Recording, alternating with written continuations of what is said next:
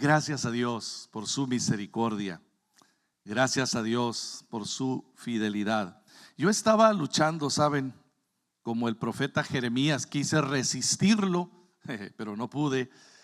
Y mientras meditaba estos días en lo que quería compartir con ustedes, el Señor puso en mi corazón esta palabra.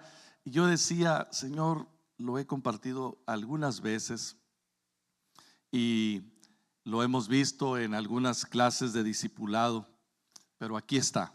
El Señor pudo más que yo y quiero compartir contigo esta reflexión de Hebreos capítulo 12. Hebreos capítulo 12. Fe para hoy, esperanza para el mañana. Fe para hoy y esperanza para el mañana. Y estamos iniciando una nueva serie que se llama Perseverando o Perseverancia. Qué importante es la perseverancia. Perseveramos en la obediencia, perseveramos en nuestra búsqueda por comprender y conocer y obedecer y amar la voluntad de Dios para este nuevo año que comienza. Así que vamos a compartir contigo esta palabra de fe para hoy y esperanza para el mañana, o en otras palabras, fe y esperanza para la vida diaria. Esta primera de la serie Perseverancia. Y vamos a la palabra, Hebreos 12. Lo ven ustedes en pantalla, pero siga conmigo ahí con todo su corazón. Por tanto, nosotros también, voy a leer la clásica primero, ya saben, y luego ahí en su pantalla ustedes tendrán la versión NTV. Pero nuestra amada y clásica versión Reina Valera dice: por tanto, nosotros también, teniendo en derredor nuestro tan grande nube de testigos, despojémonos de todo peso y del pecado que nos asedia, y corramos con paciencia la carrera que tenemos por delante. Versículo 2: puestos los ojos en Jesús, el autor y consumador de la fe. Puestos los ojos en Jesús, el autor y consumador de la fe, el cual, por el gozo puesto delante de él, sufrió la cruz, menospreciando el oprobio, y se sentó a la diestra del trono de Dios. Esta versión que vemos de NTV dice: por lo tanto, ya que estamos rodeados de una enorme multitud de testigos de la vida de fe, quitémonos todo peso que nos impide correr, especialmente el pecado que tan fácilmente nos hace tropezar, y corramos con perseverancia la carrera que tenemos por delante, la carrera que Dios nos ha puesto por delante. Y el versículo 2 dice: y esto lo hacemos, y esto lo haremos al fijar la mirada en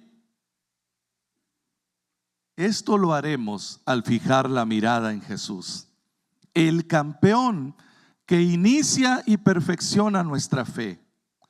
Debido al gozo que le esperaba, Jesús soportó la cruz sin importarle la vergüenza que esto representaba, y ahora está sentado a la diestra, a la derecha del trono de Dios.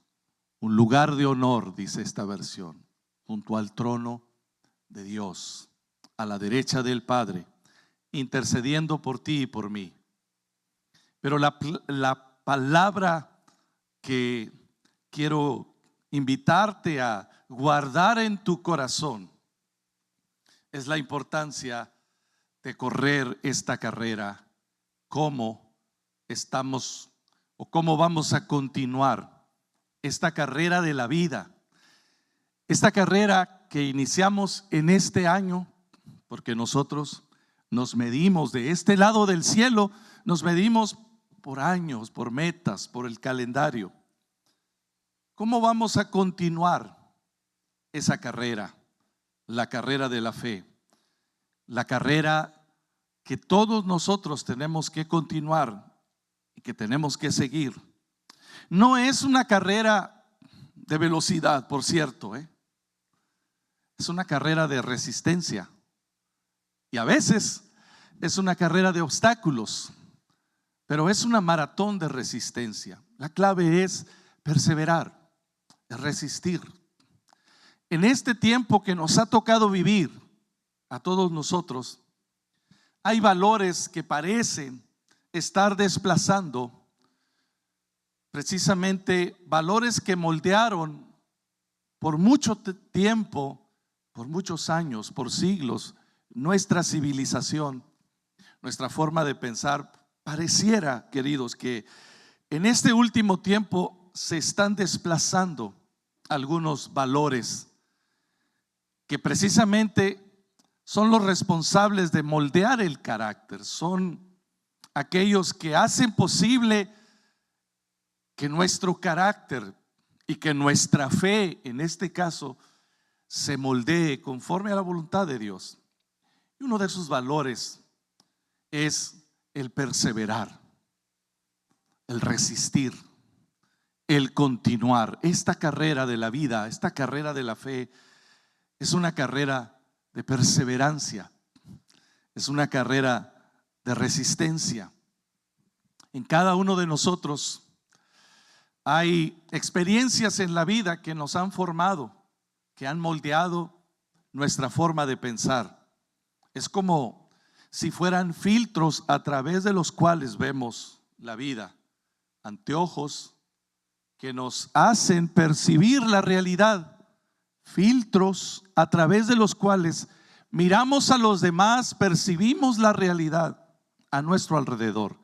Todos vivimos experiencias desde nuestra niñez, desde nuestro seno familiar, que moldearon lo que conocemos ahora como una cosmovisión, que no es otra cosa sino la forma de ver la vida, la forma de percibir la realidad, la forma en que vemos, cómo vemos a los demás. Y estos anteojos se van instalando en nuestra mente y en nuestro corazón, estos filtros, pues a través, entre otras cosas, por la crianza en el hogar. Las creencias más básicas se forman en los primeros 6 años de vida, dicen los estudiosos, y nos siguen durante toda la vida.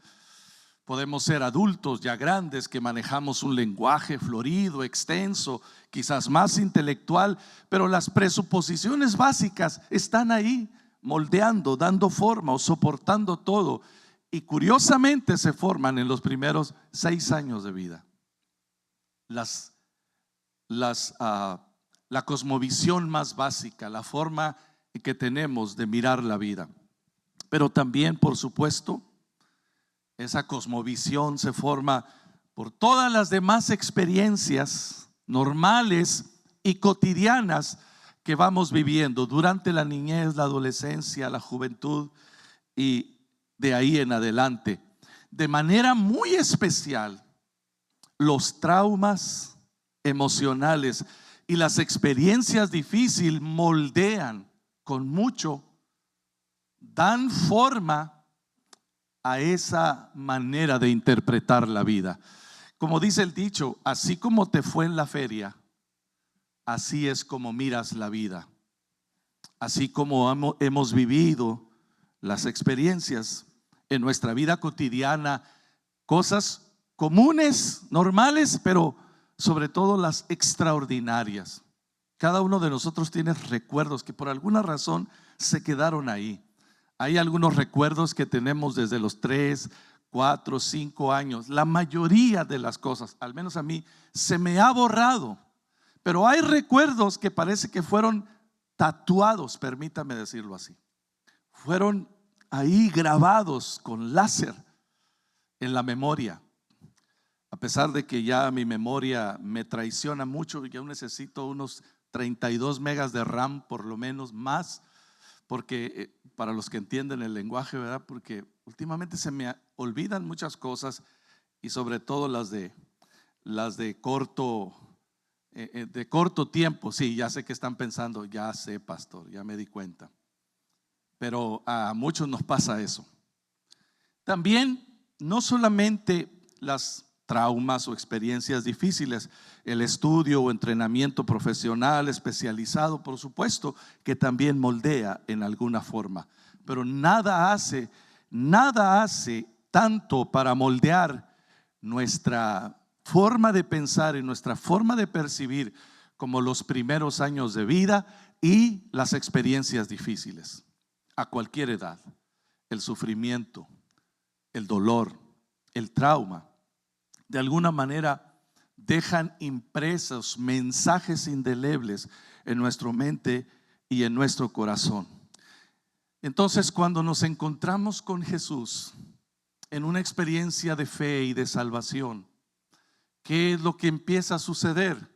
Que por la palabra y el Espíritu hay una renovación, se inicia una renovación, y como si fuera una reprogramación, como si se tratara de que el Espíritu Santo empieza a formatear nuestra mente, nuestro corazón, la forma en que emocionalmente reaccionamos a las circunstancias exteriores. Y esta reprogramación tiene lugar en el momento en que nosotros abrazamos la fe en Cristo Jesús, y en la medida en que le damos lugar a la palabra, en la medida en que permitimos que la palabra sea parte de nuestra fe, parte de lo que nosotros creemos con el corazón, mientras interiorizamos, por decirlo así, esta palabra entonces, por medio del Espíritu Santo, va renovando nuestra mente y nuestro corazón. Y esta palabra, esta verdad y este poder del Espíritu es lo que nos permite ir cambiando esa cosmovisión. O es, mejor dicho, es el Espíritu Santo de Dios el que va renovando nuestra forma de pensar. ¿Cuántos de ustedes ya se dieron cuenta que piensan diferente hace 5 años, hace 3 años, hace un año o hace meses? Dices, he cambiado mi forma de ver al mundo, he cambiado mi forma de reaccionar, he cambiado mi forma de ver a los demás. Ya no siento lo mismo, ya no reacciono igual. Es porque la palabra y el Espíritu están haciendo efecto en nuestra cosmovisión o nuestra forma de ver al mundo, y tiene que hacerlo el Señor. Pero aquí el autor de Hebreos nos comparte 3 claves poderosas para renovar esa fe que necesito para el día de hoy y esa esperanza que necesito para el mañana. Porque sí o sí, amados, debo enfrentar este año. Todos nosotros estamos recibiendo esta nueva temporada que se llama 2026. Necesitamos una fe renovada y una esperanza alimentada por esa fe para ver el mañana.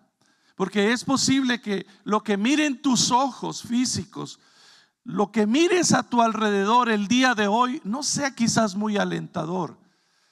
Es posible que iniciaste este nuevo año con una noticia, con un diagnóstico o con una sensación que está ahí presente, con lo cual tengamos que luchar. Algo en mi hogar, en mi familia, algo con lo cual tengamos que vivir por algún tiempo durante esta temporada. Y por mucho que digan alrededor, es que la forma en la que inicias el año es como te va a ir durante todo el año. Bueno, ustedes saben, ¿no?, que hay cantidad de filosofías por ahí, que hay que ponerse tal prenda de ese color, los deseos, las 12 uvas y el brindis. Pues todo eso que hacemos pensando que ciertas declaraciones y afirmaciones son las que van a hacer posible que nuestro año o nuestros días sean diferentes. Pero la verdad es que si la declaración o la afirmación está basada en la fe de la palabra, entonces nuestra realidad cambiará. Pero no es solo por decretar, por hablar o por afirmar.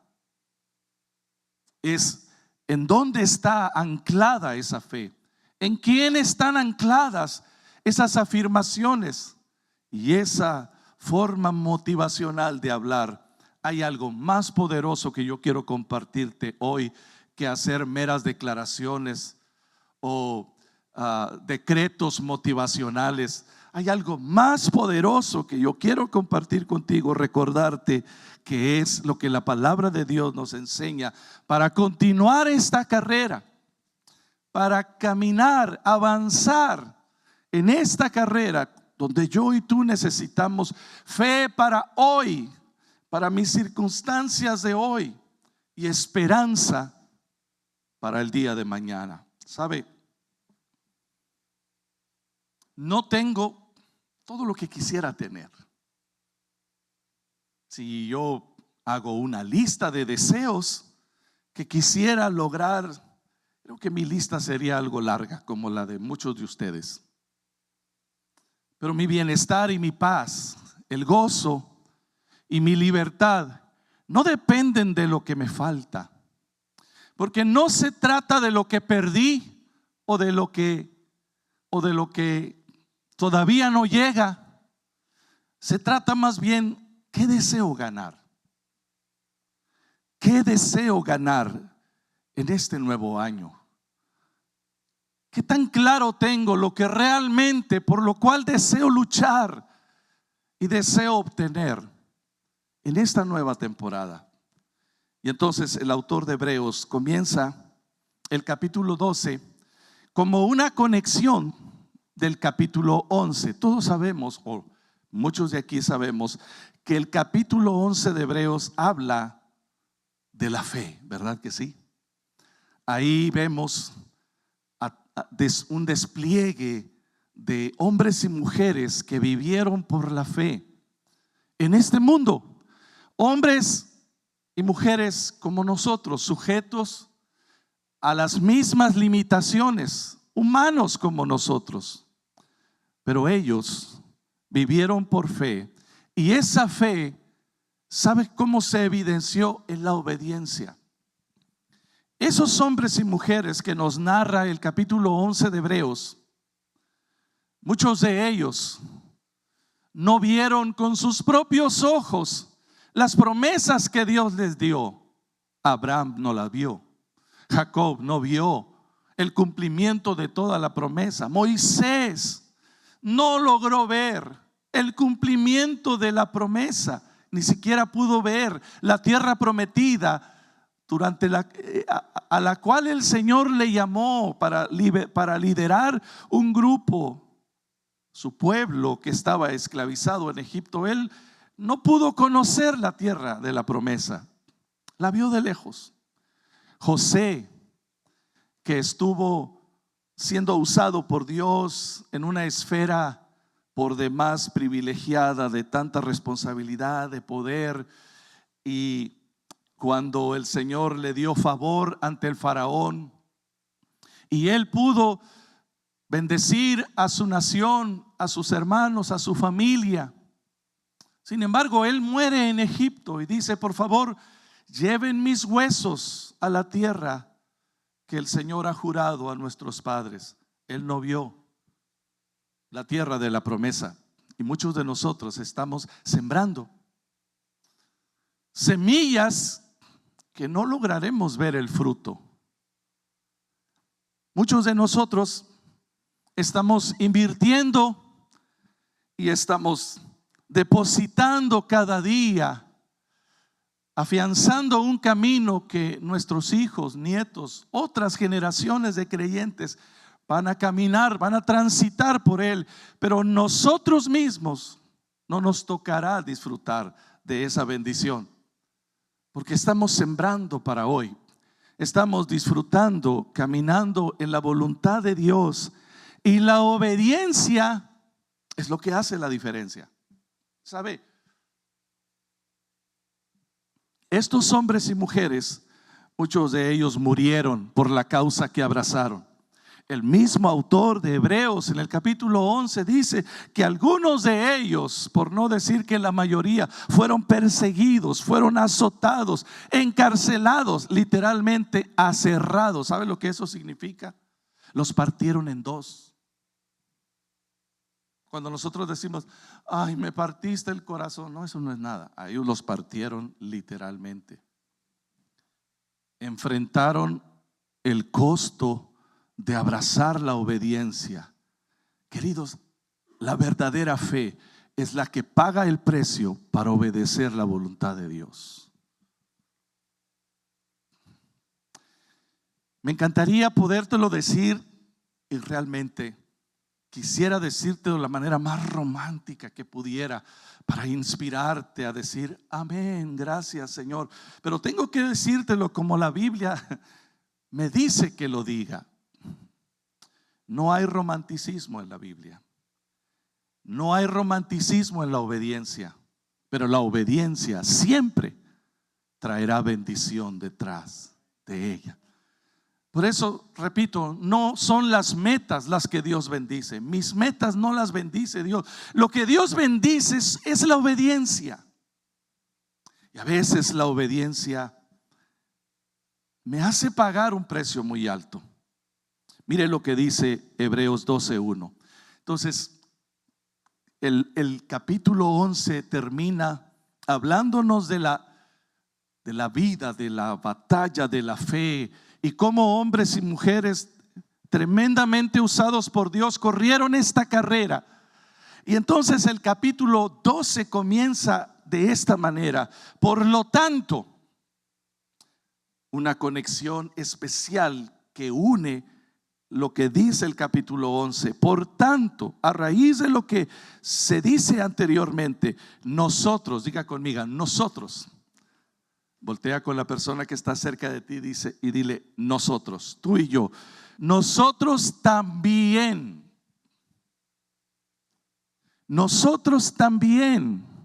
teniendo en derredor nuestro tan grande nube de testigos. La NBI dice, por tanto, también nosotros que estamos rodeados de una multitud tan grande de testigos, despojémonos de todo peso, de toda carga. Esta versión dice, de todo lastre que nos estorba, en especial el pecado que nos asedia. Despojarnos de todo peso y de todo pecado que nos estorba y que nos asedia. Despojarnos. Y este primer acto de obediencia, este primer acto de fe, es sin lugar a dudas, queridos, un llamado de amor de Dios, un llamado de misericordia de parte del Señor para ti y para mí. Porque los pesos o los lastres o las cargas que nos asedian, no siempre es fácil reconocerlas, pero nos detienen, nos agotan, nos impiden caminar la carrera o correr la carrera. Y no se diga el pecado que nos asedia. La palabra griega que se tradujo como pesos o lastres o cargas es la palabra ogkos. ¿Y qué significa eso? Es un peso, es un lastre, un bulto, una prominencia, una masa que nos sobrecarga y nos agota. No sé qué nombre, qué color y qué forma tiene tu peso. El peso que estás llevando que te impide avanzar o que te impide continuar en la carrera. Esos pesos, queridos, que llevamos en la vida, esos lastres, que a veces es posible que fueron puestos por alguien más. Escúcheme, expectativas, ideas que alguien bien intencionado puso sobre nosotros y que nosotros no supimos decir no. No es esto lo que deseo, o no es esto lo que quiero. En familia se da mucho eso. Los padres ponemos ojos, lastres y bultos sobre nuestros hijos sin darnos cuenta. Los padres, bien intencionados, ponemos expectativas en nuestros hijos que no son las que ellos deben llevar, pero es un síndrome de los padres, de papá y mamá. Es que lo que yo deseé tanto haber hecho esto, es que yo siempre quise estudiar eso, es que yo tanto anhelé haber logrado eso. Entonces decimos, bueno, mi hijo, mi hija lo va a lograr. Pues nuestros hijos nos aman y no quieren decepcionarnos, y entonces ellos se cargan con este lastre, con esta carga, con este bulto, esta prominencia, esas expectativas que nos echamos a cuestas sin medir la capacidad de soportarlas. Y a veces no es fácil identificarlas. Y sabe que también nos hemos acostumbrado a llevarlas, porque pensamos que debe ser así. Se han hecho funcionales. ¿Está conmigo? Estas cargas muchas veces se han hecho funcionales. Lo hacemos normalizado, pero en realidad nos detienen, nos impiden correr la carrera que tenemos que correr. Y quiero recordarte que la vida de fe, amados amigos y hermanos, la vida de fe, la vida cristiana es una carrera de perseverancia, de resistencia. No es de velocidad. La vida misma no se trata de correr rápido, se trata de continuar, de perseverar. Todo tiene su tiempo debajo del sol. Y a veces vemos a otros rebasarnos por la izquierda, ¿verdad? Y decimos, ay, ya se va a casar y yo no. Ay, ya terminó la carrera y yo nada. Mira, ya empezaron con nietos y nosotros todavía no. Y miramos con desdén a nuestros hijos. ¿Y ustedes para cuándo? Alguien más logró algo y nosotros pensamos que nos estamos quedando rezagados, que nos estamos quedando atrás, porque pensamos que es así, es de carreras, esto es que hay que ganar, ¿verdad? Y es tanto peso lo que produce esa expectativa de ganar. Tienes que ser un ganador en la vida, aleluya. Hay un comediante por ahí que lo he escuchado unas 2, 3 veces y dice, eso nos está matando, esa idea de competencia que nos han sembrado. Tienes que ser el mejor, tienes que ser un ganador, un campeón. Y él dice, yo entendí que ¿dónde están los ganadores? Pásenle, vayan todos los que quieran adelante. Porque a veces nosotros, bueno, lo dice de otra manera, pero no lo puedo decir, ¿verdad? A veces nosotros nos convencemos que tenemos que ser el número uno. ¿Sabes? No tienes que ser el número uno. Quiero ayudarte a que te quites esa carga si alguien te la ha puesto. No tienes que ser el mejor de tu clase. No tienes que tener el auto más nuevo, la casa más grande y bonita. No tienes que ser un ganador en la vida, porque hay victorias que te van a hacer perder lo que realmente importa. Mientras que hay derrotas que van a abrir tus ojos para ver la perspectiva de la eternidad. Lo más importante es ganar y perseverar en las cosas correctas. Hay algo más trágico, lo digo de nuevo, hay algo más trágico que fracasar. ¿Sabes qué es algo más trágico que fracasar? ¿Sabían que hay algo más trágico que fracasar? Ahí te va, te lo recuerdo. Tener éxito en las cosas equivocadas es más trágico que fracasar en las cosas correctas.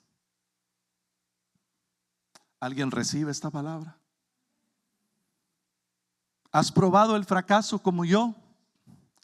No sabe bien el fracaso, ¿verdad? Morder el polvo no nos deja un buen sabor de boca.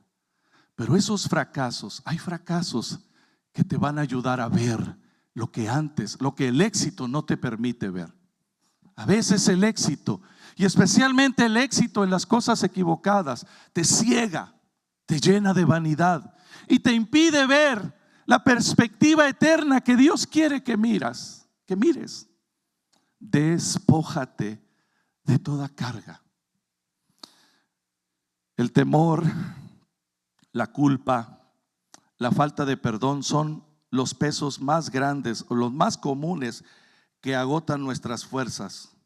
Son obstáculos que nos estorban en la carrera de la vida. Temor, la culpa y la falta de perdón. No vamos a detenernos aquí, tenemos todo el año para seguir hablando sobre estos obstáculos, pero solo quiero recordarte que el temor es como una prisión que nos atrapa. El peso de la culpa, queridos, es algo que nos condena, que nos impide terminar la carrera con gozo y satisfacción. El temor es una prisión. Y por eso la palabra del Señor insiste constantemente en que nos despojemos del temor. Hay algunos de nosotros que hasta aquí el temor nos ha impedido continuar la carrera. El temor a fracasar. Porque nos dijeron que tenemos que hacerlo bien. Yo he escuchado a muchas lindas personas que dicen esto, es como su declaración más común. Es que si no vamos a hacer las cosas bien, mejor no hacerlas. Yo prefiero a las personas que hacen las cosas aunque no les queden perfectas. Porque esos que decimos, es que si no está bien, mejor no hacerlas, estamos detrás de una excusa tan común. Pero es un fracaso enmascarado. Y entonces nunca logramos, nunca avanzamos, nunca vemos las promesas de Dios porque estamos detrás de esa excusa que todo tiene que salir perfecto. ¿Cuántos aquí les salió todo perfecto el año 2025? Aunque sea uno, con uno me doy. Ninguno. Que todo te salió al 100. Es que tengo que estar al 100. Tengo que sentirme al 100. ¿Cuándo, criatura? ¿Cuándo será eso? Es mejor perseverar. Es mejor avanzar. Aunque tus fuerzas están menguadas, aunque sientes que te has debilitado, que ya nada es igual, camina y avanza en obediencia, agradando a Dios. En tu obediencia serás fortalecido. En tu perseverancia el Señor te va a abrir nuevos horizontes. Amados, hay otra cosa, hay otro principio poderoso aquí en el capítulo 12, versículo 1. Primero, despojémonos de todo peso y pecado que nos asedia. Pero lo segundo es, corre con paciencia.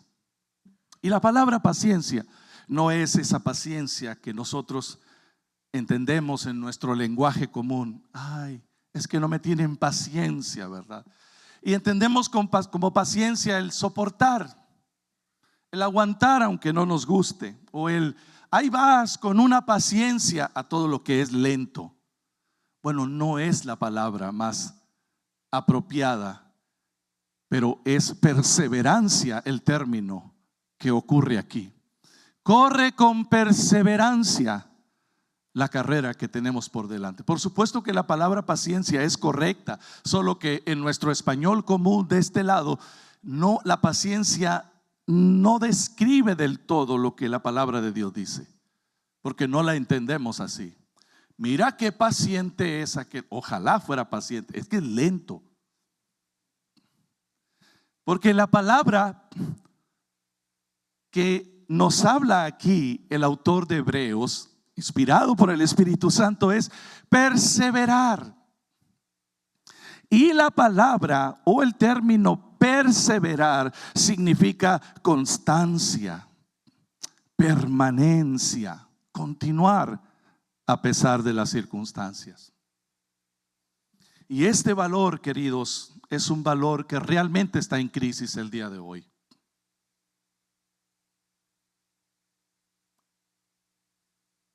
especialmente en nuestros terrenos carismáticos, pentecostales, nosotros tenemos un desconocimiento o tenemos casi un desprecio por el valor. Es un valor de fe poderoso, perseverar, porque pensamos que la oración es para que Dios cumpla todo lo que decretamos y decimos. Pensamos que la fe es para que se logren y se hagan en el momento todo lo que decimos y lo que creemos.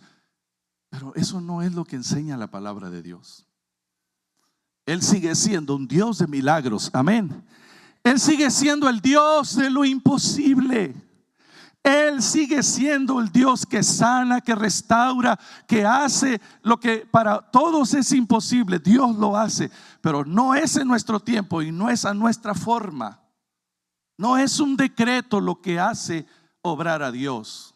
La fe, sí, la fe mueve la mano de Dios. Pero ¿sabes qué es la fe? La fe es una virtud que te ayudará a entender y obedecer la voluntad de Dios, que es perfecta. Y a veces la voluntad de Dios no nos va a gustar. A veces la voluntad de Dios no será algo que celebrar, brincar y gritar de júbilo. No, no habrá grito de júbilo. A veces habrá llanto. ¿Y por qué no reclamarle a Dios? Pero la voluntad de Dios siempre es perfecta. Y cuando nosotros no solamente aceptamos la voluntad de Dios, sino la obedecemos y la amamos, ahí vendrá la bendición. Hay tantas cosas que no terminamos de entender cuando vamos en la carrera, pero Dios dice, persevera. ¿Sabes qué hacemos muchas veces los creyentes? Abortamos la carrera. Es que no sucedió lo que yo esperaba. Es que no hubo sanidad. Es que no hubo el milagro. Es que no pasó lo que yo tanto creí y decreté. Y nos desanimamos al grado de que abortamos la carrera. ¿Y sabes qué pasa cuando alguien se sale de la carrera? No es que Dios viene y te dice, ay, mijito, ya sabía que no ibas a poder. Te tomo y te voy a llevar hasta la meta. Diga conmigo, eso no pasa. En el mejor de los casos, Dios nos permite continuar donde terminamos, pero a veces nos toca ir hasta el principio. Porque lo más importante de la carrera es lo que Dios quiere enseñarnos. Son los valores, lo que Dios está formando dentro de nuestro corazón. Y perseverar, queridos, es una determinación personal de continuar, a pesar de que otros dejen la carrera. Escuche, a pesar de que otros se rinden, a pesar de que otros se desvíen. No se trata de ser perfecto e intachable. Qué bueno que esté cerca de serlo, pero más bien se trata de ser fiel y perseverante. Diga conmigo, fiel y perseverante. Y ser fiel es ser fiel aunque no estés al 100. Ser fiel es seguir ahí, amando su voluntad, aunque no te sientes al 100, ni siquiera al 80 ni al 70. ¿Te has sentido al 30 alguna vez? Yo me he sentido al 10 o menos. Eso no es problema para Dios. Dios no depende de lo que siento. Dios se mueve en mi obediencia y especialmente la perseverancia. Amén. La perseverancia. Este año que nuestra oración, el énfasis de nuestra oración no es que Dios haga las cosas que tanto hemos deseado. Él las hará. Él concederá las peticiones de tu corazón. Que este año nuestro énfasis de oración es, Señor, que yo aprenda a entender tu voluntad, amar, obedecer tu voluntad y amar tu voluntad. Diga conmigo, entender su voluntad, obedecer su voluntad y amar su voluntad. Porque puedo entenderla, pero no obedecerla. Incluso puedo entenderla y obedecerla, como cuando nos hacían obedecer. ¿Te acuerdas? ¿Cómo obedecemos cuando no queremos? Ve, y con la chancla acá la mamá, ¿verdad? O el cinto aquí. Hazlo y obedecemos. Pero no es igual entender y obedecer. Es mejor entender, obedecer y amar la voluntad de Dios. Y uno aprende a amar la voluntad de Dios cuando somos ejercitados en la obediencia y cuando descubrimos y comprobamos que Dios siempre tiene lo mejor para nosotros. Alguien dice amén. Permanece, aunque otros digan no puedo, aunque otros cerca de ti dicen me rindo. Persevera, permanece. Me encantaría decirte, este es tu año. Todo lo que venga a tu mano, hazlo porque Dios está contigo. Se oye tan romántico y tan lindo. Las redes sociales están inundadas de esas declaraciones. Pero quizás este año sea el año de tu quebrantamiento. Aleluya. Sabía que se iban a gozar. Quizás este año sea donde Dios te lleve al Getsemaní, en la prensa que sacará el aceite glorioso, valioso de tu vida, pero va a doler. Pero nunca serás más valioso que cuando eres obediente a Dios. Nunca serás más preciosa en las manos del Señor que cuando Él exprime, aplasta, duele. Pero el Señor obtendrá el valioso aceite de tu obediencia y de tu perseverancia, y muchos serán bendecidos. No te vas a sentir a gusto, pero vas a ser una bendición para muchos. Alguien, no digan amén, diga ouch. Amados, la tercera cosa es todavía más poderosa. Versículo 2.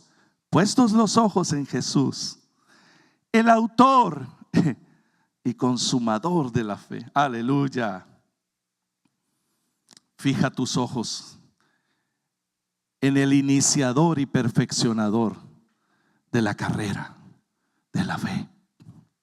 Pon tus ojos en Jesús. No en la iglesia, no en el pastor, no en los hermanos. ¿Sabe? Me gusta repetirlo siempre porque esto es una realidad. Siempre va a haber gente que te va a inspirar, ¿sabes? Aquí especialmente vas a encontrar gente que te va a inspirar a hacer lo bueno, haciendo lo bueno, pero también te va a inspirar a no hacer lo que ellos hacen. Dile a tu hermano que está a tu lado, serás tú, hermano. Hacer lo bueno. Sin lugar a dudas, aquí y fuera de este lugar vas a encontrar personas que te van a inspirar. Gracias a Dios por ello. Yo estoy rodeado de personas valiosas.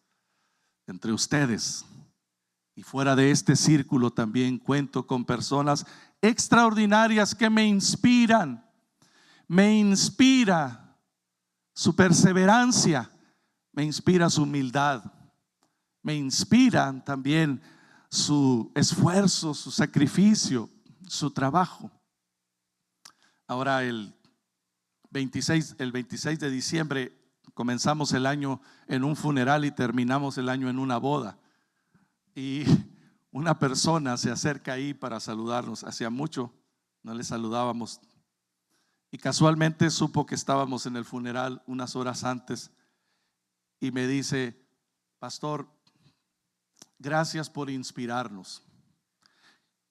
Y agradecí el cumplido y volteo con mi esposa un momento más mientras ya veníamos de regreso por la noche Y siempre es algo que decimos constantemente. A veces uno no está consciente de qué manera inspiras a las personas. No sabes quién está mirando, cómo están observando. No te das cuenta.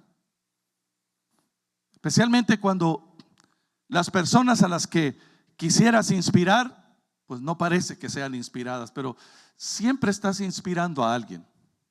Siempre hay personas mirándote, observándote.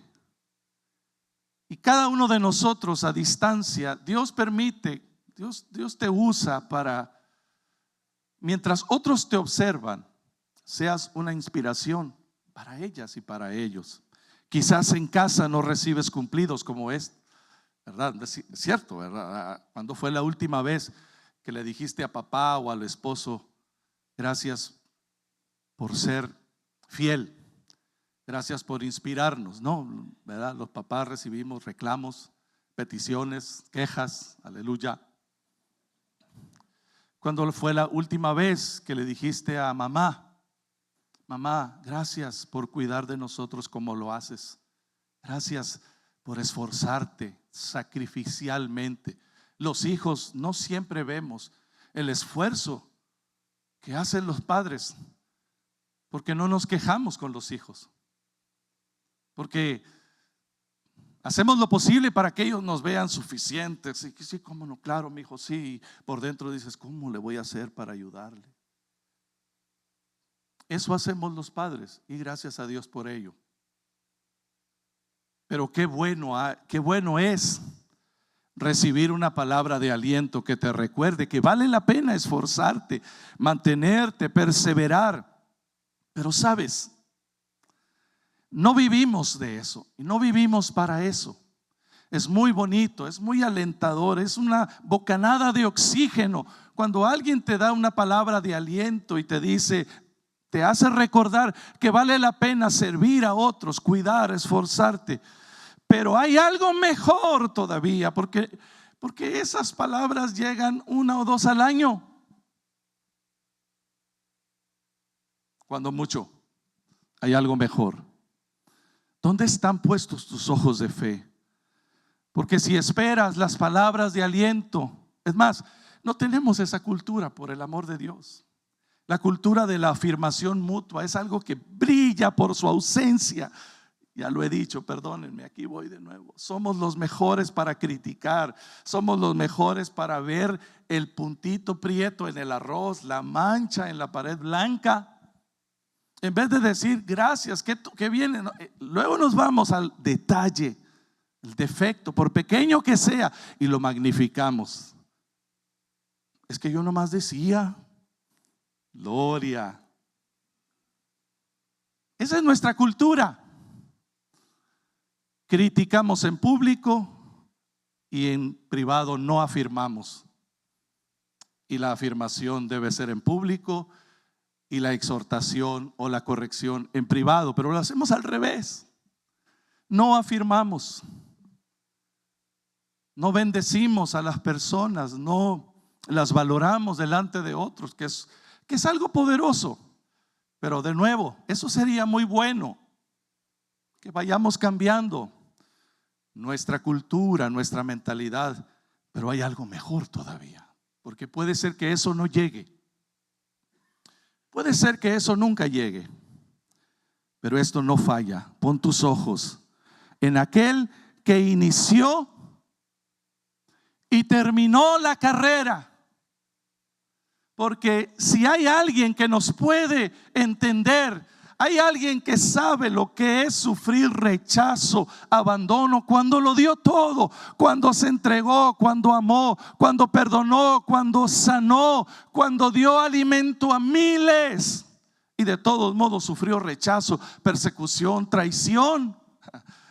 Amigos, ese es Jesús. Él sabe lo que es sufrirlo.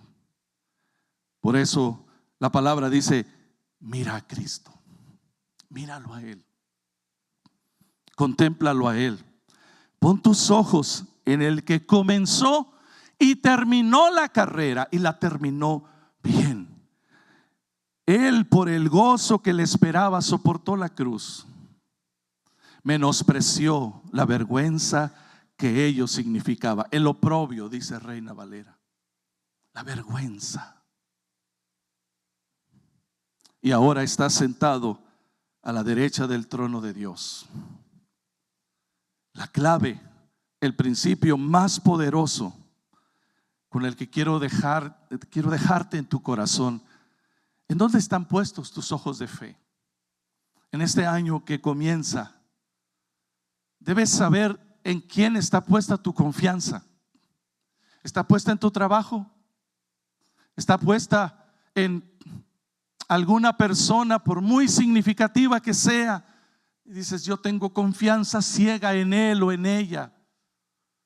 Está puesta en alguna circunstancia. Es que yo sé que en este año va a pasar sí o sí esto, y entonces voy a ser feliz, entonces voy a ser mejor, entonces voy a tener más tiempo, voy a tener más paz, voy a tener más dinero.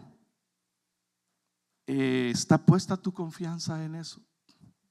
¿O está puesta en el autor, el iniciador y el consumador, el que terminó la carrera? Porque si están puestos en Jesús, las circunstancias que pudiera yo enfrentar y que tú vas a enfrentar, probable va a doler. Probable te vas a enfrentar al desánimo más de una vez en este año. Probablemente alguien romperá tu burbuja de cristal y te vas a decepcionar más de una vez en este año. Pero debemos decidir, queridos, en quién está puesta nuestra confianza. ¿En quién está puesta nuestra mirada? En aquel que soportó la cruz. Diga conmigo, soportó la cruz.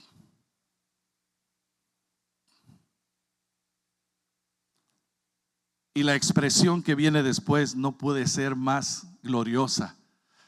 Soportó tanto la cruz que la vergüenza, el oprobio de ser expuesto desnudo delante de una turba que le injuriaba, el autor dice, desdeñó, tuvo en poco esa vergüenza por el gozo de ver lo que sucedería contigo y conmigo. La herencia que el Señor recibiría a causa de su obediencia. Termino. La carrera que tenemos por delante parece ser más larga y cansada cuando nuestros ojos están en las personas o cuando están en las circunstancias. Siempre habrá decepción cuando nuestra atención está en el comportamiento de los demás, en el desempeño de los demás o en la recompensa de alguien más.